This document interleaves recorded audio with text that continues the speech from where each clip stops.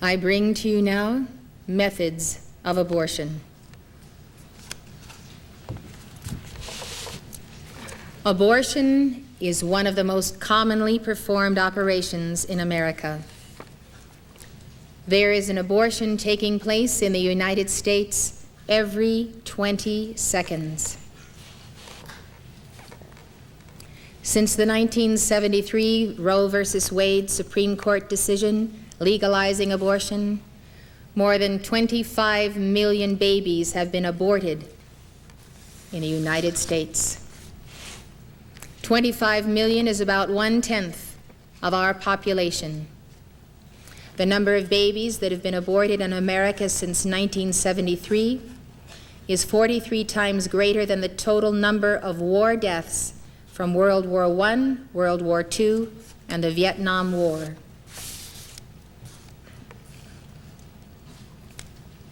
In addition to the 1.6 million souls aborted in the United States every year, there are about 40 million to 60 million abortions worldwide per year. At least 30%, almost 1/3, of all pregnancies in the United States now end in abortion. Among unmarried women, 61% end their pregnancies by abortion. Most abortions, 91%, are performed during the first 3 months of pregnancy, called the first trimester. They say that less than 1% take place after the 6th month. The two most common methods of abortion in the first trimester are suction aspiration and dilatation and curettage. 80% of all abortions and most abortions in the first trimester use the suction aspiration method, also called vacuum aspiration or suction curettage abortion. In this 15-minute procedure, the cervix is dilated with a series of instruments called dilator rods to allow the insertion of a plastic tube into the womb. The tube is connected to a vacuum apparatus. The fetus is sucked from the mother's womb into a jar by a suction more than 24 times the power of a household vacuum cleaner. When tissue is no longer observed flowing through the tube, the doctor scrapes the wall of the uterus with a sharp instrument called a curette to assure that no pieces of the fetus remain to cause infection. Suction may be applied again. In a dilatation and curettage abortion, called a D&C, the cervix is dilated or stretched. The abortionist inserts a curette into the womb and scrapes the lining of the uterus to remove the placenta and the fetus. The doctor then gathers the pieces into a basin or sucks them through a vacuum tube into a jar. I would like to play for you a video clip from the film The Silent Scream. It shows a first trimester abortion on an ultrasound screen. You will see a 12-week-old baby being aborted by the suction method. Dr. Bernard Nathanson, an obstetrician and gynecologist, narrates this segment.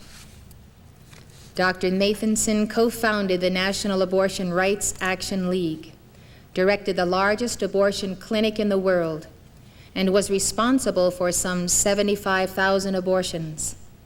He is now actively working to end legalized abortion in America.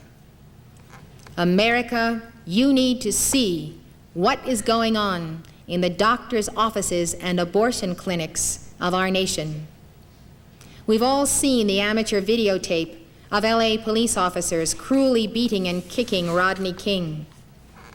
The footage focused national attention on the problem of police brutality and launched a Justice Department review of law enforcement violence across the nation. Police brutality has been going on for years, but it took that amateur videotape to galvanize the nation to do something about it. Footage of abortions must be shown if America is going to wake up to the realities of abortion.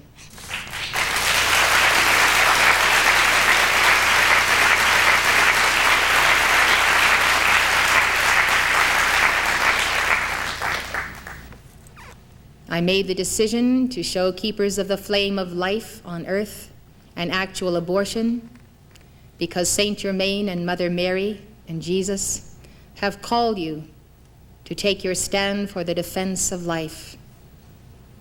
You will not know or understand what you are defending if you do not know exactly what an abortion is. Now, let's move to the action. We now see the heart beating here in the child's chest. The heart is beating at a rate of approximately 140 a minute, and we can see the child moving rather serenely in the uterus. One can see it shifting position from time to time. It is still orientated in this manner, and the mouth is receiving the thumb of the child. The child again is moving quietly in its sanctuary. Now, this shadow which we are seeing down at the bottom of the screen is the suction tip. We have colored the suction tip deliberately in order for you to discern it more clearly. But the abortionist has now dilated the cervix and is now inserting this suction tip, which you can see moving back and forth across the screen. You will note that as the suction tip, which is now over here, moves toward the child will rear away from it and undergo much more violent, much more agitated movements. The child is now moving in a much more purposeful manner. Its orientation changes from time to time. It is rearing again here. Now, the suction tip has not actually touched the child, even though the child is extremely agitated and moving in a violent manner. The child has now moved back to the profile view, and the suction tip is flashing once again across the screen. The child's mouth is now open, and we will see that again on a freeze frame in a moment. But this suction tip, which you can see moving violently back and forth on the bottom of the screen, is the lethal instrument which will ultimately tear apart and destroy the child. It is only after the fluid has been broken, the sac has been disrupted, that the tip will actually come against the child. But we can see the tip moving back and forth as the abortionist seeks the child's body. Once again, we see the child's mouth wide open in a silent scream in this particular freeze frame. This is the silent scream of a child threatened imminently with extinction. Now, the heart rate has speeded up dramatically, and the child's movements are violent at this point. It does sense aggression in its sanctuary. It is moving away. One can see it moving to the left side of the uterus in an attempt, a pathetic attempt, to escape the inexorable instruments which the abortionist is using to extinguish its life. Now, the heart has again perceptibly speeded up. We can time this at approximately 200 beats per minute, and there is no question this child senses the most mortal danger imaginable. The membrane has now been punctured, and the fluid has escaped. One no longer sees that large reservoir of fluid surrounding the child. But once the fluid has been drained off, the suction tip has now been firmly clamped to the child's body, and the child is being pulled in a downward direction by the abortionist's suction tip with the negative pressure applied to it, and the body is now being torn systematically from the head. The head of the child being in this direction here. I am now outlining the child's head. The lower extremities have already been lost, And we see the suction tip flashing from time to time in the screen as a typhoon-like series of echoes, and the child is being tugged back and forth as the suction tip has now been applied to the body, and the abortionist is exerting his traction on the child in this manner. The child's head is still discernible here. The body is no longer discernible. It has now been torn from the head. What we see now is the head itself with what is called the midline echo of the head and the spicules or fragments of bone. Now this head, which I'm outlining here, on this 12-week child is simply too large to be pulled in one piece out of the uterus. The abortionist is going to have to employ this instrument, the polyp forceps, in an attempt to grab the head. The abortionist will attempt to crush the head with this instrument in this manner and remove the head piecemeal from the uterus. The abortionist and the anesthesiologist have a secret language between them which shields them from the grisly reality of what is going on. The abortionist and the anesthesiologist together refer to the head of this child, which is now being sought, as number 1. And the anesthesiologist will inquire of the abortionist, is number 1 out yet? Are we finished? We now see intermittently the shanks or blades of this instrument appearing in the image here. The head tends to float freely in the uterus. Here are the shanks or blades of the instrument coming across here. And the head is now being locked on by this polyp forceps, and the head is being pulled down toward the cervix.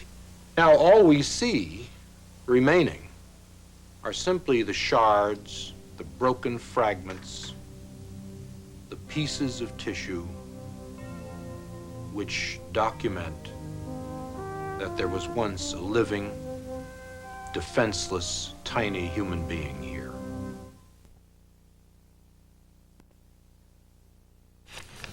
9% of all abortions in the United States, that is 144,000 per year, are performed in the 4th through the 8th months of pregnancy during the 2nd and 3rd trimesters. 2nd and 3rd trimester abortions are performed by 3 different methods.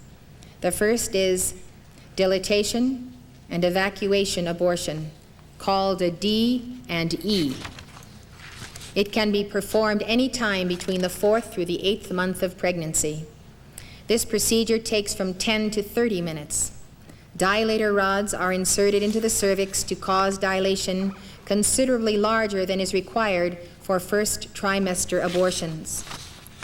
Since the baby's bones are calcified, the doctor has to use forceps with sharp metal teeth to grasp and then twist off the parts of the baby's body, removing them piece by piece.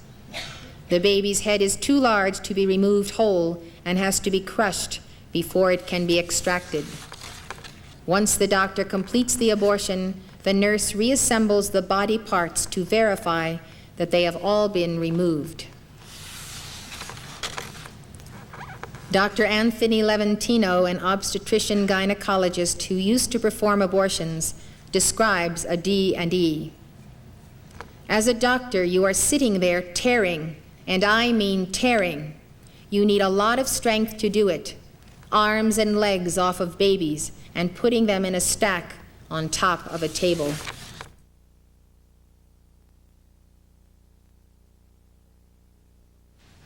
The second method of abortion during the 2nd and 3rd trimesters is to inject into the mother a drug or poisonous solution that will kill the fetus. Hours later, the mother goes into labor and delivers a dead baby. 2% of all abortions in the United States use this method. The doctor inserts a needle through the woman's abdomen into her uterus.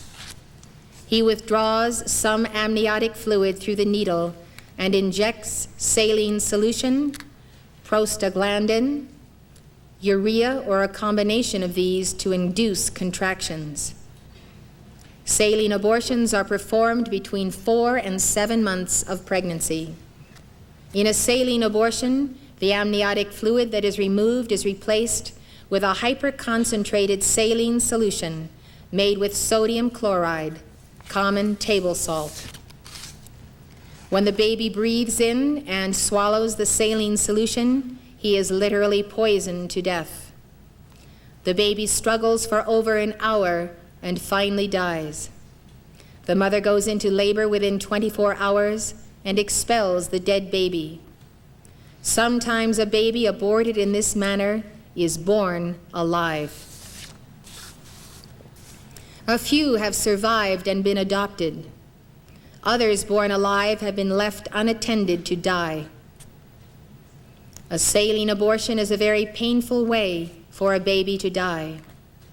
Internally, the strong salt solution causes the organs and tissues to hemorrhage.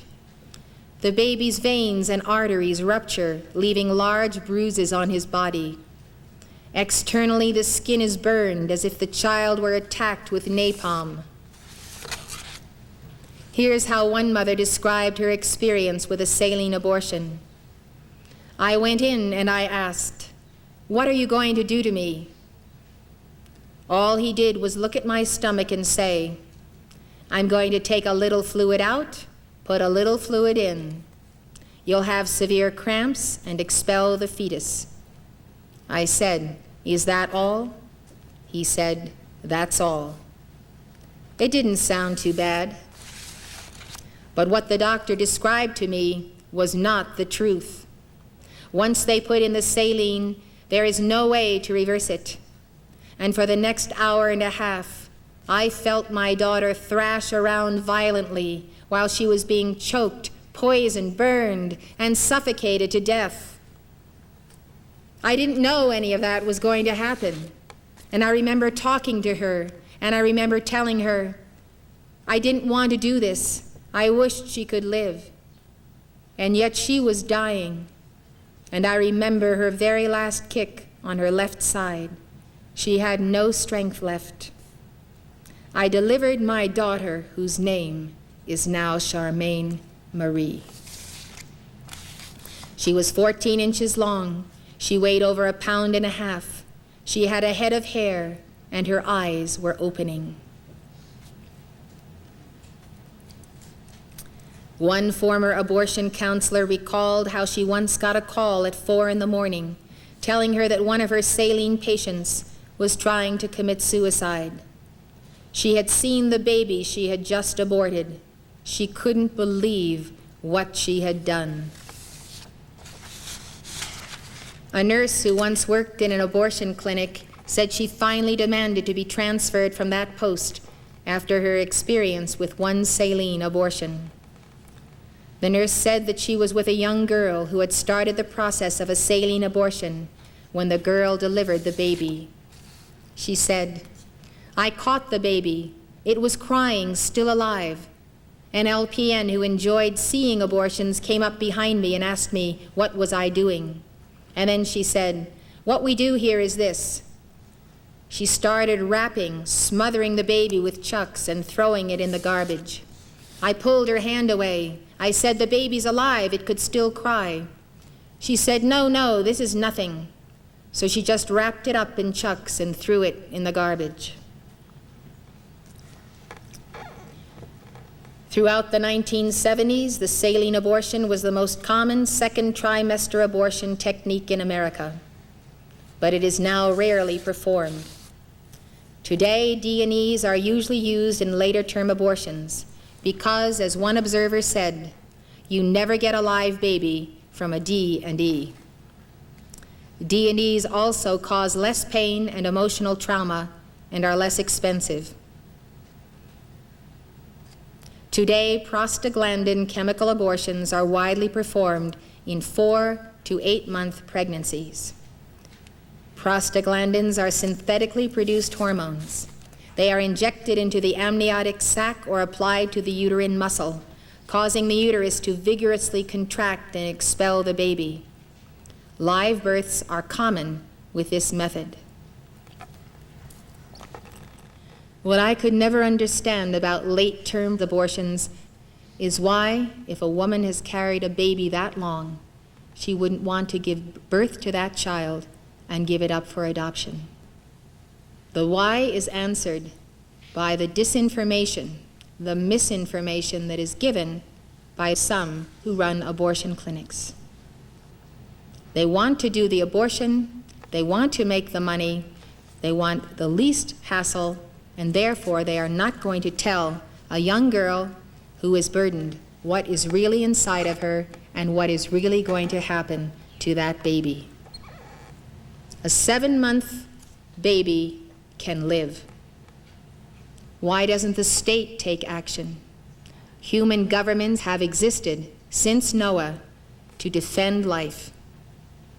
Why doesn't the state care for the young woman and take that child and see that it's adopted and cared for? Why don't we give support to women of whom Jesus spoke when he said that they are mothers of the universe, mothers of the human race? I believe that we could reduce abortions in the United States today by a large percentage if all high school children, junior high children saw these films and understood this message, especially the part about the soul and the reincarnation of the soul and life as a continuum. You will find that the network news and most TV stations refuse to show these films. You make your own judgment as to why. The third type of late-term abortion is a hysterotomy. It is performed at 6 to 8 months of pregnancy. The procedure for a hysterotomy is the same as for a cesarean section. The baby is removed from the uterus through an incision made in the mother's abdomen. The baby is almost always born alive and is subsequently killed by exposure or by suffocation because the mucus is not removed from his nose and throat to allow him to breathe. You saw in that beautiful birth scene that the midwife or the doctor immediately used suction to pull the mucus out of the baby's mouth and nose so the baby could expel the water that is in its lungs until birth and could begin to breathe immediately. They simply neglect to do that and wrap the baby up in plastic, a perfectly viable baby at 8 months. I do not understand how life has grown so insensitive as to be able to discard a human being who has the opportunity to live. One obstetrician observes that the infant who is removed from the womb during a hysterotomy is only sleeping like his mother. She is under anesthesia, and so is he. You want to know how they kill him? They put a towel over his face so he can't breathe. And by the time they get him to the lab, he is dead.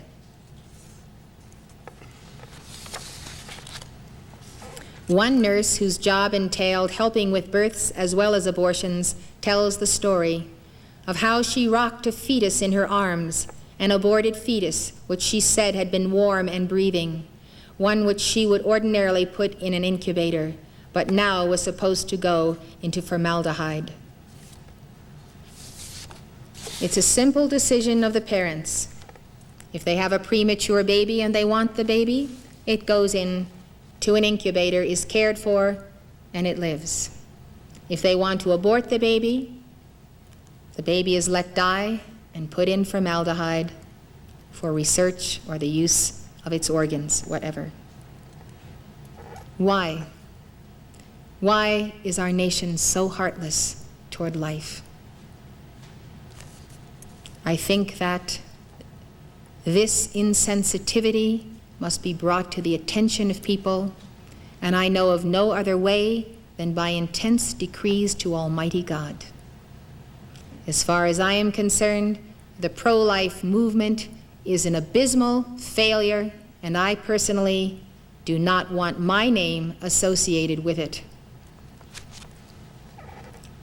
I am going to deliver the message of the Ascended Masters, and you may elect to do the same, because without their teaching, without the understanding of life, which I have not concluded in its telling this evening, people are not converted to the sacredness of life.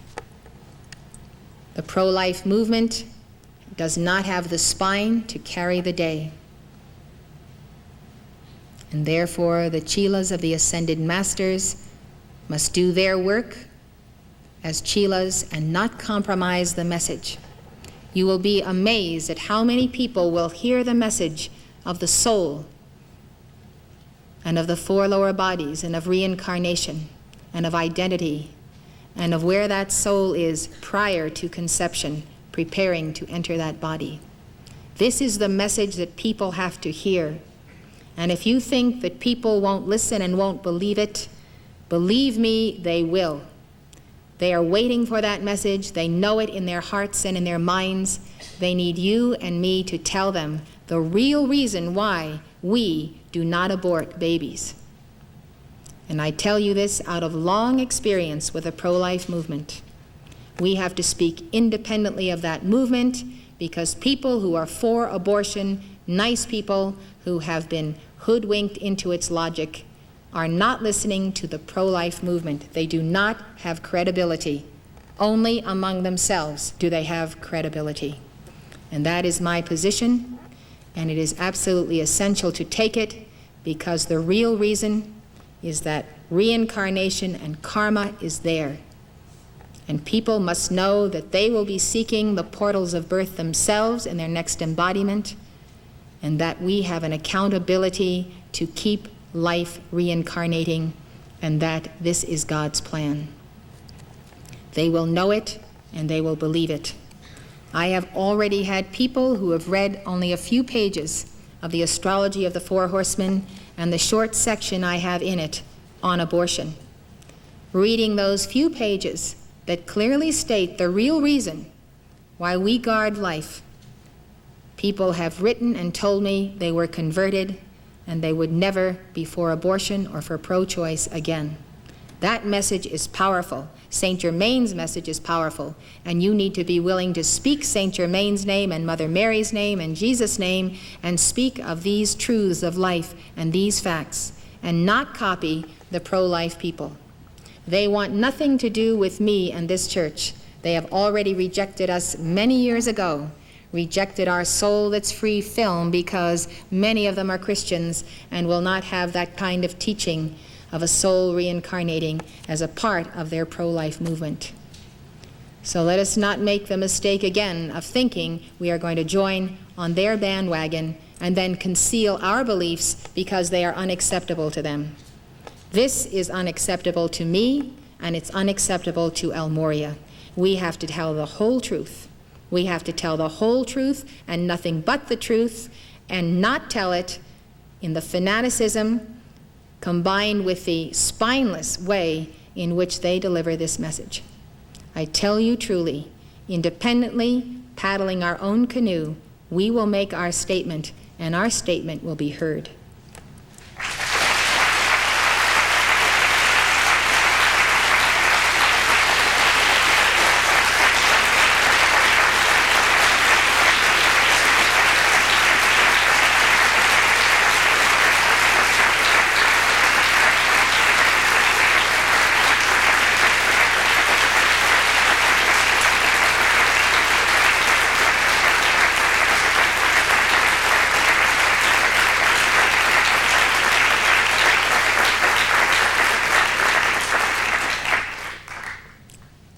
Thank you. Won't you be seated? We have quite a few more facts and details to deal with here, all of which you need to know. This is information you need to have when someone is coming to you because in their souls they know abortion is wrong, but they don't know why, and they want you to give them a very good reason why they should not have an abortion. And you need to have many reasons and many appeals, because they do not all appeal to everyone. And the following is information that you also need to know. There is a lot of controversy over a new form of abortion that so far is not available in the United States. It is a pill called RU-486. RU-486 blocks the action of progesterone, a hormone necessary to maintain the nutrient lining of the mother's uterus. The baby is effectively starved to death. RU-486 is being researched in many countries but is currently in use only in France. Non-profit organizations in Britain, Sweden, and the United States have all shown interest in purchasing RU-486 at a minimum cost and distributing it in their home countries. In France, about 65,000 women have taken this drug. It is used to perform 1/4 of all abortions. This method of abortion is designed for women 4 to 7 weeks pregnant. Following a positive pregnancy test, a woman waits a week and then goes to an abortion facility. Here she is given 600 milligrams of RU-486. Within 36 to 48 hours, she usually goes into labor and delivers a dead baby. The woman returns to the facility in 48 hours for an exam. If she has not yet aborted, she is given prostaglandin to stimulate contractions. If the woman has not passed all of the placenta and the dead baby, she must have a D and C abortion. This occurs in 3 to 4% of the cases. If the woman is still pregnant after the RU-486 and the prostaglandin, she is encouraged to have a surgical abortion. This occurs in 1/10% of the cases. Following an abortion by RU-486, the woman usually experiences heavy bleeding for about 10 days, and sometimes for as long as 6 weeks. About 1% of the French women who have taken RU-486 have lost enough blood to require a transfusion. After the drug was approved for sale, there was an outcry from the pro-life movement, prompting officials at Roussel-Uclaf, the French pharmaceutical company that manufactures the drug, to announce that the sale of the drug would be suspended. French Health Minister Claude Evin ordered Roussel-Uclaf to make it available again, quote, for reasons of public health and in the interests of women, unquote. For the moment, the French drug company is holding off on pushing for the introduction of RU-486 into the United States. They are concerned that controversy over abortion in the United States will prevent the drug from being put on the market. On July 26, 1990, in a voice vote, the House of Delegates policy-making body of the American Medical Association endorsed testing and possible use of RU-486. Supervisors in San Francisco have endorsed testing the abortion pill, and officials in New York City, under the administration of Mayor David Dinkins, are evaluating a proposal to test the drug. If RU-486 becomes widely available, abortion could become an essentially private, self-administered procedure that could take place without having to go to a clinic or hospital. Abortion opponents argue that use of a drug like RU-486 conceals from the woman the reality that she is indeed killing her baby, and that it would limit opportunities for public oversight and regulation. Advocates welcome the drug because they say it will help end the stigma attached to performing an abortion. They also say it offers a less painful and safer alternative to other forms of abortion. Another abortion pill under development is lilopristone. Dr. Bernard Nathanson says, RU-486 is history. There is a new pill which is being developed just now called lilopristone. The investigators of lilopristone claim that the latest weapon not only kills the pregnancy, but also acts to expel it quickly with no need for prostaglandins and/or suction D and C. More chilling is their finding that if the drug is given very early in the pregnancy, 3 to 4 weeks, the entire pregnancy will be resorbed. That is, it will simply disappear leaving no trace. There is no bleeding, no expulsion of tissue, nothing to identify this as an abortion. Out of sight, out of mind. Have an abortion and never be aware of the baby that you have killed. This is the most diabolical form of abortion yet. A new abortion technique that some women are trying is spiritual abortion. One nurse who conducts spiritual abortion sessions uses hypnotherapy to enable the mother to contact the spirit being of the unborn child within her. She writes, quote, "I found that women who had made the decision to have an abortion were able to enter a deep state of relaxation where they could communicate with the tiny being which they were carrying, explain why it was that this was not an appropriate time for them to bring this child into the world, and hear the response of this little one.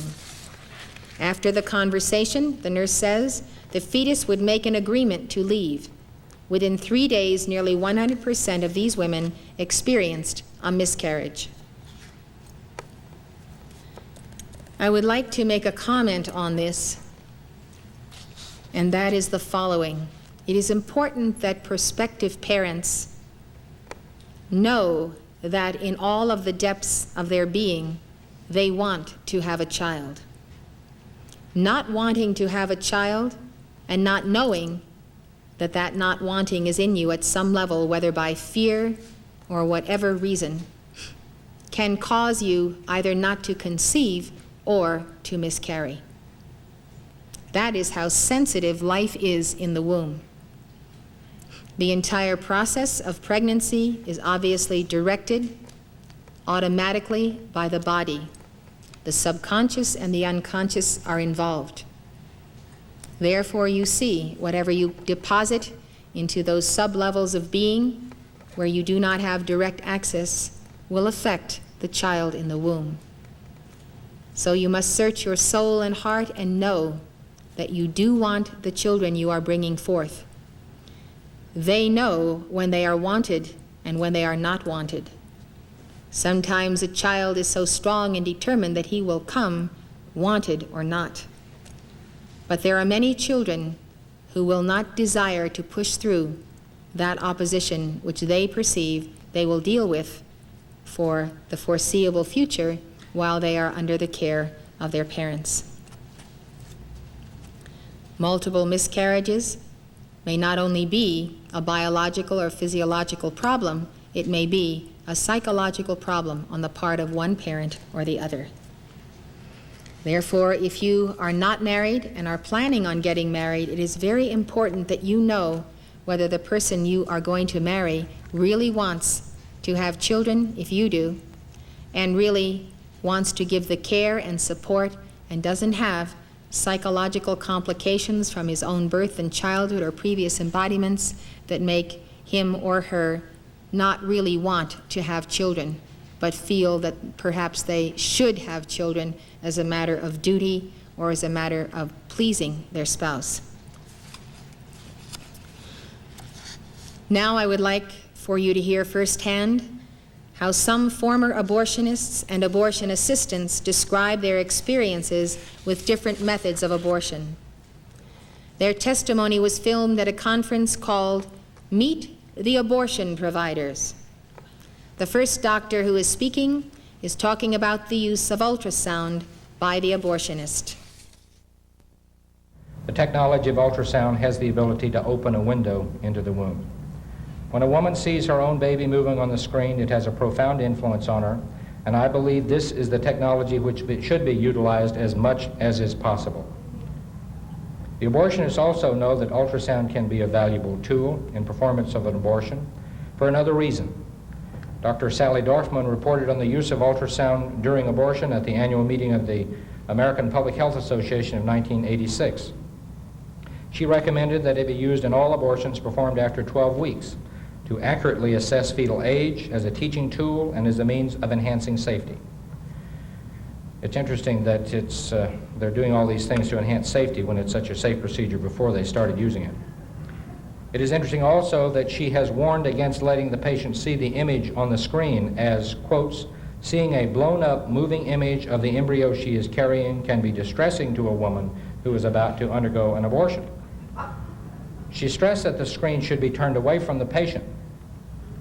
She also addressed its effect on staff members and stated that they may need opportunities for venting their feelings and for reconfirming their priorities.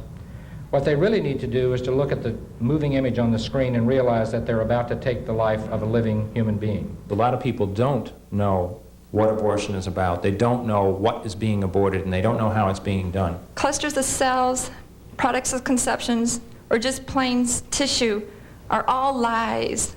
I have been there, and I have seen these totally formed babies as early as 10 weeks, a couple inches long, with a leg missing, or with their head off. Perforated uteruses before. I've had all kinds of problems, bleeding, infection. Lord knows how many of those women are sterile now. I remember getting called down to my chairman's office because a young lady that I'd done an abortion on showed up, interestingly enough, in Troy, New York, where I now work. And the abortion had been incomplete. I hadn't done my job right. And she passed an arm or a leg, and she freaked out because she didn't realize what had happened. I would work up there, and this woman forced her daughter to come in there, and she was a second trimester, probably about 15 weeks. And they had inserted the laminaria the day before, and she was in there, and she was miserable, that poor girl was. And she was really upset. She kept going to the bathroom, and obviously there was something wrong with her physically. And when she went into the bathroom the next time, all of a sudden she started screaming at the top of her lungs, "It's a baby! It's a baby! Mama, mama, mama!" And she was screaming at the top of her lungs in the middle of our clinic. She's going to be scarred emotionally from having seen that baby in the toilet, because that's where it landed. But one night, a lady delivered, and I was called to come and see her because she was uncontrollable. And I went in the room, and she was going to pieces. She was having a nervous breakdown, screaming and thrashing, and the nurses were upset because they couldn't get any work done, and all the other patients were upset because this lady was screaming. And I walked in, and here was her little saline abortion baby kicking. It had been born, and it was kicking and moving for a little while before it finally died of those terrible burns, because the salt solution gets into the lungs and burns the lungs too. Baby's bones were far too developed to rip them up with this curette, and so he had to try to pull the baby out with forceps, which he brought about 3 or 4 major pieces, and then he scraped and suctioned and scraped and suctioned, and there this little baby boy was laying on the tray, and his little face was perfectly formed, just like the sign you saw, perfectly formed. Little eyes were closed and little ears, and everything was perfect about this little boy. There was one incident where a white piece came out, and I asked the doctor later on what it was, and it was the baby's skull. And I can still, to this very day, hear the crushing noise of that baby's skull being crushed. I remember another experience as a resident on a hysterotomy. Well, that was kind of exciting to me to see a cesarean on a baby that young, so I helped on that surgery. And I remember as we made the incision and got in and made the incision in the uterus, to see the baby move underneath the sac of membranes as the cesarean incision was made before the doctor broke the water. And the thought came to me, my God, that's a person. And then he broke the water, and when he broke the water, it was like I had a pain in my heart, just like when I saw that first suction abortion. And then he delivered the baby, and I couldn't touch the baby. I wasn't much of an assistant. I just stood there, and the reality of what was going on was finally beginning to seep in to my calloused brain and heart. And they simply took that little baby that was making little sounds and moving and kicking over and set it on the table in a cold stainless steel bowl. And every time I would look over while we were repairing the incision in the uterus and finishing the cesarean and look, I would see that little person kicking and moving in that bowl. And it kicked and moved less and less, of course, as time went on. And I can remember going over and looking at that baby when we were done with the surgery, and the baby was still alive. You could see the chest with a moving as the heart beat, and the baby would try and take a little breath like that. And it really hurt inside, and it began to educate me as to what abortion really was. There was this tremendous conflict going on within me. Because here I am, I'm doing my D&Cs 5 and 6 a week, and I'm doing salines on a nightly basis. Whenever I was on call, the resident on call got the job of doing the salines, and there'd usually be 2 or 3 of those. And those were horrible, because you saw one intact whole baby being born. And sometimes they were alive. And that was very, very, very frightening. It was a very stomach-turning kind of existence. We're going crazy trying to find a baby to adopt. And here we are, so we started desperately looking for a baby to adopt. And I'm throwing them in the garbage at the rate of 9 and 10 a week. And it even occurred to me then, it's like, I wish one of these people would just let me have their child. But it doesn't work that way. We were lucky. Still took 4 months. We had adopted a healthy little girl. And we were satisfied. We called her Heather. As I said, my reasons for quitting were a lot more personal, but maybe, I hope, you can draw something from it. Life was good until June 23rd, 1984. On that date, I was on call, but I was at home at the time, and we had some friends over, and our children were playing in the back of the yard. And at 7:25 that evening, we heard the screech of brakes out in front of the house. We ran outside, and Heather was lying in the road.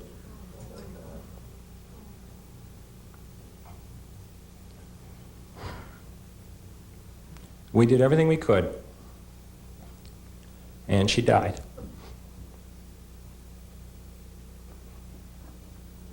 Let me tell you something. When you lose a child, your child, life is very different. Everything changes. And all of a sudden, the idea of a person's life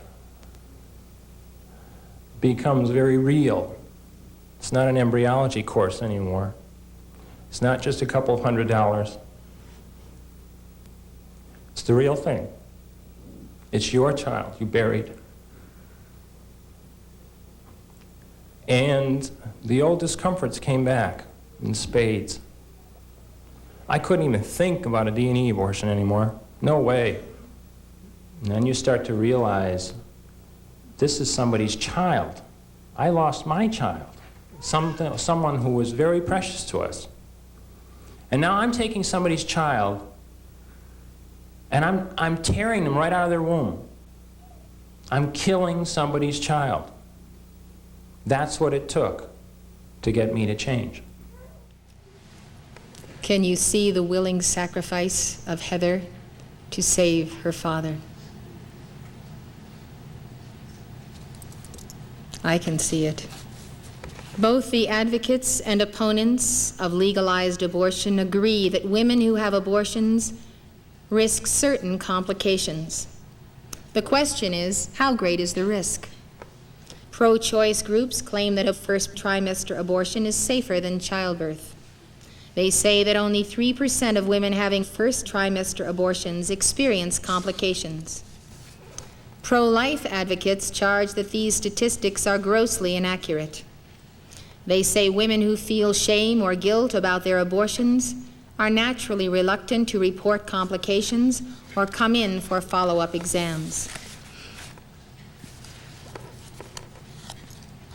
The common immediate physical complications that can result from the suction, aspiration, D&C, and D&E abortions include hemorrhaging, tearing of the cervix, inflammation of reproductive organs, and laceration of the uterus. In most cases, these complications can be treated without long-lasting consequences. There are exceptions, however. At best, a tear in the cervix can be repaired with stitches. At worst, damage to the cervix muscle can cause miscarriages and premature births in future pregnancies. Or it can cause future babies to have a low birth weight and many other health problems. Bleeding after an abortion is usual, but in some cases, women have needed blood transfusions. Another danger is that the dilator or suction tube used by the doctor can pierce the mother's uterus. Sometimes the uterus can repair itself, but in some cases, the woman must undergo a complete hysterectomy, the removal of her uterus, and the possibility of ever having a child again. In saline abortions, a woman can die if the saline gets into her bloodstream. Cardiac failure, septic shock, hemorrhage, and inflammation of the membrane lining the abdomen are among the possible complications of a saline abortion. Saline abortions have been outlawed in Japan because of the high risk of death to mothers. In 1976, the United States Supreme Court decided, in the case of Planned Parenthood of Central Missouri versus Danforth, that a Missouri law outlawing saline abortions was unconstitutional. Each year, some women do die from abortion. The longer the woman waits to have an abortion, the greater the risk of death. Williams Obstetrics, the standard medical text, states that the relative risk of dying as the consequence of abortion is approximately doubled for each 2 weeks of delay after 8 weeks of gestation. The Alan Guttmacher Institute reports that there is 1 death for every 500,000 abortions when the pregnancy is 8 weeks or less, 1 death per 30,000 abortions at 16 to 20 weeks, and 1 death per 8,000 abortions at 21 or more weeks. In any abortion, if all the parts of the fetus are not removed, there is a risk of pelvic infection. Some claim this can lead to infertility. One of the major questions in the debate over abortion complication is, what effect does an abortion have on a woman's future pregnancy or ability to become pregnant? Williams Obstetrics states that fertility is not altered by elective abortion. The United States Center for Disease Control denies the claim that women who have had abortions will have trouble conceiving, develop ectopic, tubal pregnancies, deliver stillborn babies, or become sterile. However, there is much evidence to the contrary. Testimony before the United States Congress in 1983 included a report that 20 to 30% of all suction and D&C abortions performed in hospitals cause long-lasting negative effects primarily involving reproduction and fertility. A 1986 study of the effect of abortion on subsequent pregnancies showed that forceful dilatation of the cervix by any procedure, whether in a first or second trimester abortion, predisposes a subsequent pregnancy to increased risk. Other studies indicate that the abortion of a first pregnancy causes complications with future pregnancies, increases the chances of miscarriage in the first and second trimester, and increases the chances of premature births and deaths among newborns. When the cervix, uterine wall, or delicate fallopian tubes are harmed, the risks increase for ectopic pregnancies, infertility, and other problems in labor, delivery, and carrying a pregnancy to term. The United States Department of Health and Human Services reported in 1984 that there has been a 300% increase in the United States in ectopic pregnancies since 1973, the year abortion was legalized.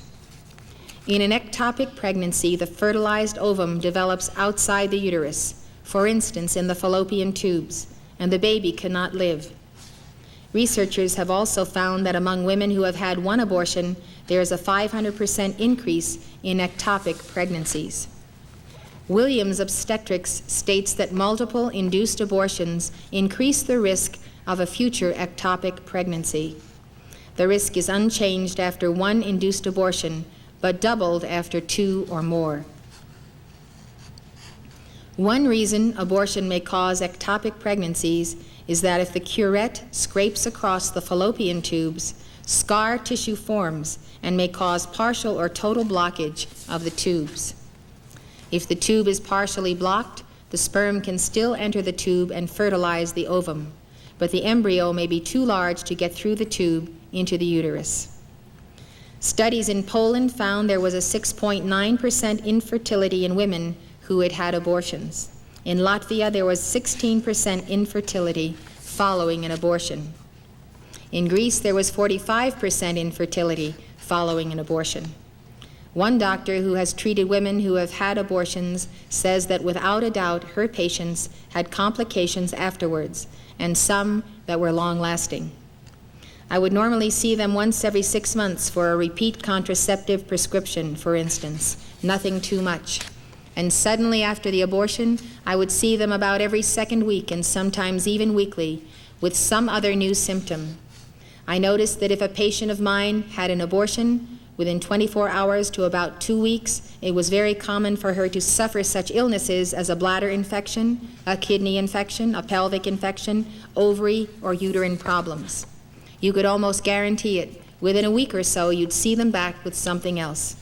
It was not uncommon within a few months to find them developing other illnesses that they had not had before, such as anemia, a feeling of depression, a feeling of anxiety, problems with periods. A doctor who worked in Australia at a hospital that had an in vitro fertilization program says that many of the in vitro fertilization patients who could not conceive due to blocked tubes had had several abortions. I can tell you that I have noticed, because I receive the hearts of women who have had abortions or men who have assisted in the decision for women to have abortions. And I have taken note of the fact that people who have told me they have had abortions have had complications in getting pregnant or have never been able to get pregnant again. They have become infertile for no apparent reason. But I myself have observed this as a statistic that I've seen for the last 30 years, especially since 1973.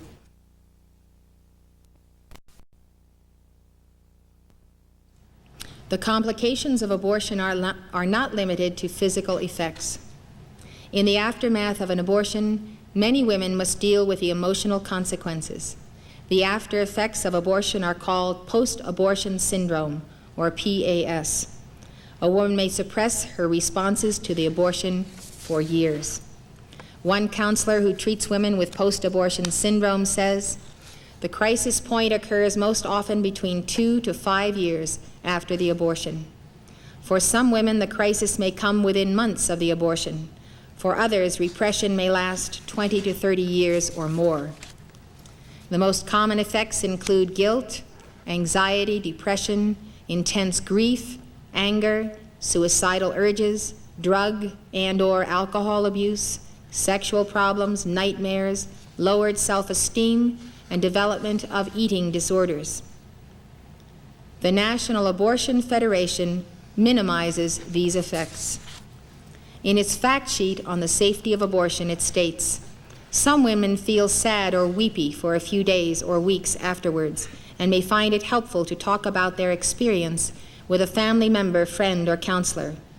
These feelings of loss, however, should not be confused with regret. Most women also report relief at having ended the pregnancy and are satisfied that they made the right decision for themselves. End of quote. Health practitioners and psychologists who have worked with these women often have a different story to tell. Although no one knows for sure how prevalent psychological problems are among women who have had abortions, there is no question that for some, they have been devastating. One abortion doctor and psychiatrist who performed more than 20,000 abortions says, there is no question about the emotional grief and mourning following an abortion. It shows up in various forms. I've had patients who had abortions a year or two before, women who did the best thing at the time for themselves, but it still bothers them. Many burst out crying. A psychological price is paid. Another doctor says, I saw many women who had not only physical problems after abortions, but also psychological and emotional problems, many of which were fairly deep-seated. I've had patients who had abortions even 20, 30 years ago. When they came in for a regular pap smear, they would tell me that they had had an abortion 25 years ago, and they still regret it to this day. And then they would tell me about the gnawing pain. One midwife says that when she is taking her patient's history of past surgeries, every woman who has had an abortion cries as she tells of the experience, even if it is 10 years or more afterwards. They all vividly remember the experience and still live with the guilt, no matter who tells them to let go of the guilt. They have long-lasting regrets. Listen to the testimony of these 5 women who experienced intense trauma following their abortions. When I was 16, I was shuffled through an assembly line abortion. I was number 13 of 17 who went through the morning session at one abortion clinic. Physically, I had no problems with my abortion, but emotionally, I created a living hell that continues on a daily basis. I'm not sure the tears will ever stop. I've been waiting almost 11 years now, and they never seem to cease.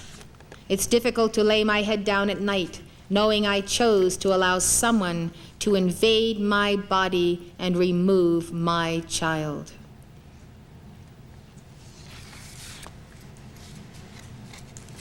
If I had known then that it would be difficult to sleep at night, and that every time I saw a child about the same age as the one I got rid of, my insides would flinch, or that I would feel I had to have another child to justify my actions as a teenager, hopefully, I would have made another decision. When you hear about the complications,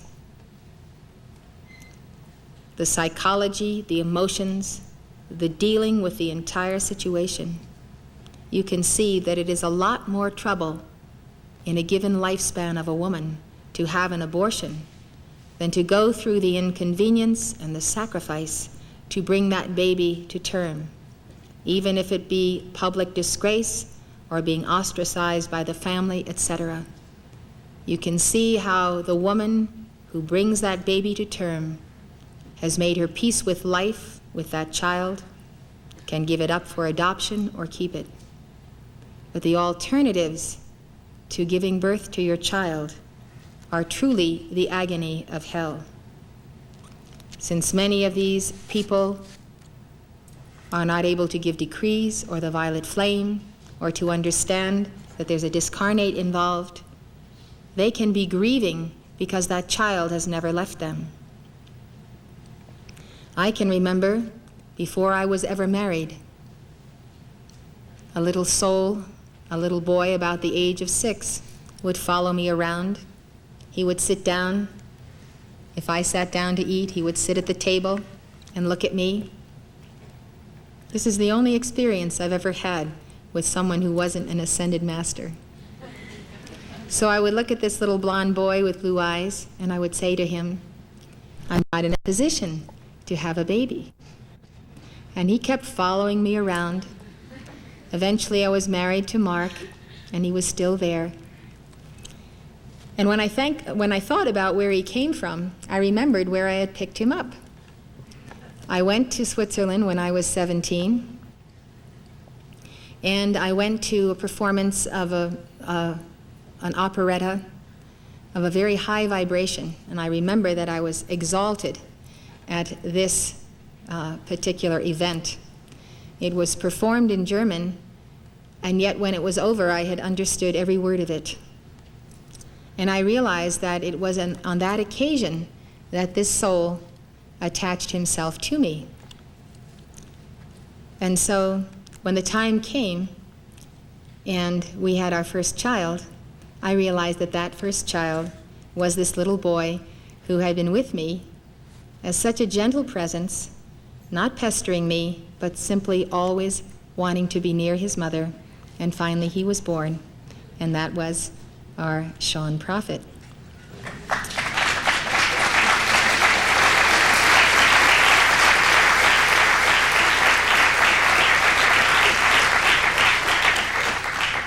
So he was with me from the age of 17 until he was born when I was 24. So you can see how the planning of God and of life takes in many years and many lifetimes and past associations, and how God even arranges for us to pick up souls and to go to the place where they perhaps lived or they passed on, and they are still there. And that has happened with my other children also. And so to realize that there is such a grand design, such a master plan to our lives before we are even born. As I said before, God has planned our children and our grandchildren and our great-grandchildren. And to think of the bliss and the joy of carrying children. I myself can tell you I have never felt more useful in my life than when I have been carrying my babies and giving birth to them, because I always felt unique in the universe, that God had chosen me to have this specific child for a very special reason.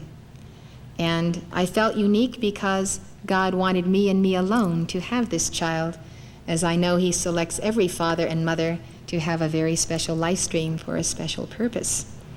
And so I have never felt my uniqueness in such a wonderful way as I have felt it in giving birth to children, and now in nurturing all of life and caring for so many, many souls.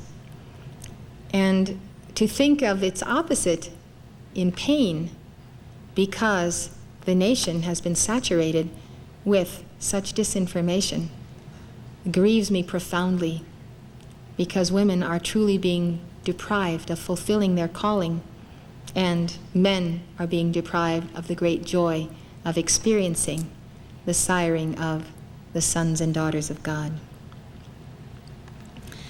So I have a few more of these young women.